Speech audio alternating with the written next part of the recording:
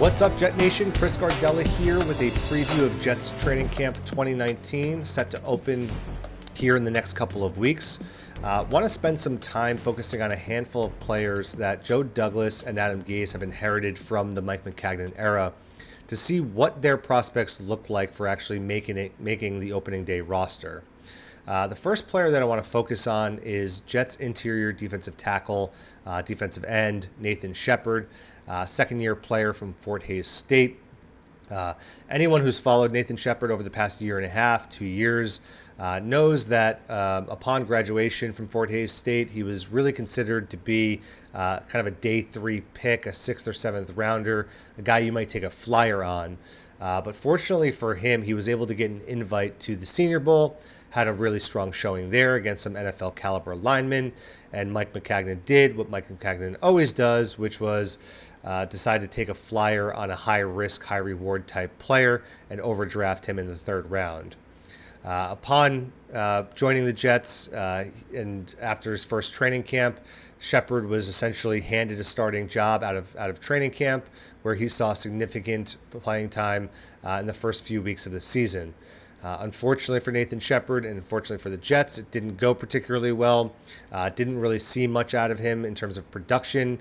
No real sacks, quarterback hurries, no pushing the pocket, disrupting the run. Was really a non-factor on Sundays, and that led him to being relegated to the bench, where he basically didn't see much time towards the latter half of the football year. Obviously, this is going to be a second-year player coming into a training camp. He's had an entire offseason to get stronger and maybe polish up on his technique. But I think it's a big camp for Shepard because I think he needs to come in and prove to Joe Douglas and Adam Gase that he's going to be able to be a significant rotational player at the defensive end position, backing up, being the primary backup to Henry Anderson and Leonard Williams. I think if he comes in and just has a mediocre camp, I think Joe Douglas will not hesitate to cut bait rather quickly. And I think it would be justified in doing so. I think when you evaluate a guy like Nathan Shepard, he obviously has all the physical attributes that you look for in an NFL interior defensive lineman. But the reality is this is a kid who entered last season as a rookie at 25 years old. So he's got to prove in a short amount of time that he's able to kind of figure this out and be a productive player. This isn't like a 20, 21, 22-year-old draft pick where you might have 2, 3, 4 years of runway to kind of recognize untapped potential. You're up against the clock here in terms of being able to show that you're able to translate potential into actual production. And if he's not able to do that sooner rather than later, I think he could be a surprise cut prior to September 1st. The second and third player that I want to discuss, I'm going to lump them in together because they play the same position. They're both third-year players, are going to be cornerbacks Jeremy Clark and Derrick Jones. To start with Jeremy Clark, this is a guy who, again, was a Mike Maccagnanan special, 6th-round draft pick, coming off of a torn ACL. It seems like Maccagnanan loved cornerbacks with torn ACLs. Who we knew we were going to have to kind of wait a couple of years to see whether or not he could develop into, a potential starter at the cornerback position.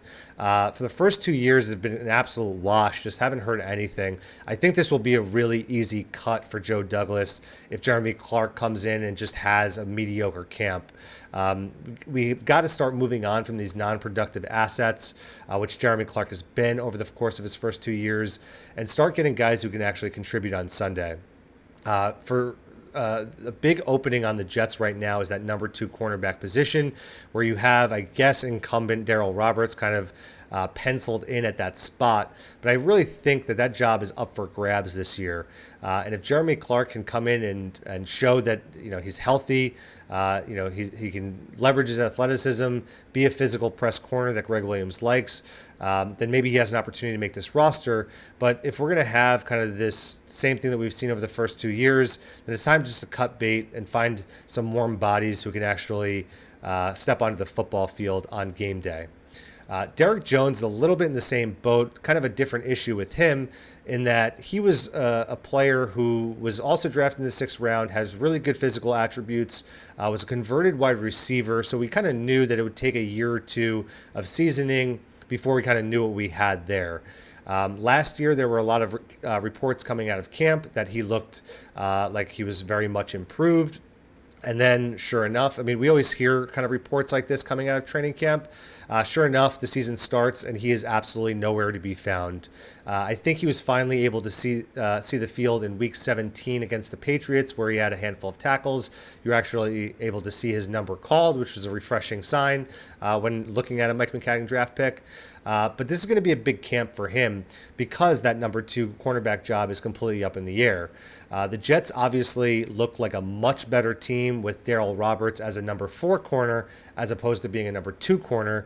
And if Derrick Jones is able to come in, have a strong camp, and take that job, then it'll just be a massive win for the Jets and really improve the way that secondary looks, particularly from a depth perspective, because obviously, again, Darryl Roberts is a much better 4th corner than he is a number 2 corner. So again, I think both those guys need to have really strong camps or they're at risk of getting cut. Joe Douglas has already shown that he's been active on the waiver wire trying to add competition there. So these guys need to come in and prove that they can be contributors on game day. Otherwise, their careers are likely going to be over sooner rather than later. The 4th player I want to focus on here is perhaps, and I hate to say this, my least favorite player since Kyle Wilson. I know that is quite a claim to make, but it's Jets running back, second-year running back Trenton Cannon. Trenton Cannon is a guy who, you look at him on paper and you see the measurables, the 40 time, all of that, and you go, this guy should be an explosive third down back who can change a game with one 80-yard run. Unfortunately for Trenton Cannon, from what I've seen on game day, he just does not look like an NFL caliber player. He's kind of built weird for a running back in that he's 5'11", 6 feet, and he's 185 pounds, which when you look at it on paper, you go, that's really wide receiver type body frame and measurables. He runs the 4.4 40, all of that. But when you see him kind of split out wide or in a pass catching type role, he doesn't seem to have natural body movement that you would expect from a pass catcher. Looks kind of mechanical in nature, like he's fighting the ball when he's trying to catch it out of the backfield. Doesn't track it well when it's over his shoulder, and he's got to make kind of an athletic play. And so my primary concern when evaluating a guy like Trenton Cannon, look, I'm not a scout, but I've watched enough football to know an NFL player when I see one, is that the athleticism that you see on paper just doesn't translate to the field. Behind the line of scrimmage, when he's actually carrying the ball from a traditional running back spot, doesn't really seem to be able to find open lanes, goes down with a nice gust of wind, can't break arm tackles. He does show some straight line speed, but again, everyone in the NFL is fast. These linebackers that he's trying to get around the edge on are all running 4.5s now. Some closer to 4.4, which is in line with Trenton Cannon's speed, and so I kind of look at him and go, if you're going to be an NFL contributor, a guy who's going to get some playing time, you need to have some kind of X factor or force multiplier that's going to set you apart from everyone else. You can't just expect to be 5'11", 185 pounds and not have something special about you. And when I look at Trenton Cannon, I just don't see anything that separates him from the 3 other running backs on the Jets roster. I think he'll be fighting Bilal Powell for that 3rd, 4th spot. And when you look at Trenton Cannon and compare him to a Bilal Powell is really everything that Trenton Cannon isn't. And what I mean by that is you kind of look at the measurables for Bilal Powell and you go, he's not really a fast guy, doesn't have the greatest amount of quickness in the world, is not a guy who can bust out an 80-yard run. But when you look at his production on a football field, you kind of evaluate every facet of the game and go, he does everything pretty well, but not great, and doesn't do anything terribly. He's a pretty good pass blocker. When he's asked to run the ball from behind the line of scrimmage, he does a pretty good job of it. Consistent chain mover, not going to get you a lot of negative plays. Runs for losses are few and far between. Again, he's not going to break a big run here and there, but he can catch passes out of the backfield, move out to the slot if need be, and just be an all-around productive asset, which again, I think is going to be the name of the game as we go into 2019 here. For Bilal Powell, I think one of the big benefits is that Adam Gase has shown that he's not adverse to playing veteran running backs. He had Frank Gore, 34 years old, down in Miami, seeing significant playing time. So I think when the dust settles here, Bilal Powell is going to be a likely cut, and I think that's going to be the end of the road for him as an NFL player. I don't know if he'll be able to latch on with another team. I'm sure he'll get some sniffs from around the league, but I think his time is probably going to be over come September 1.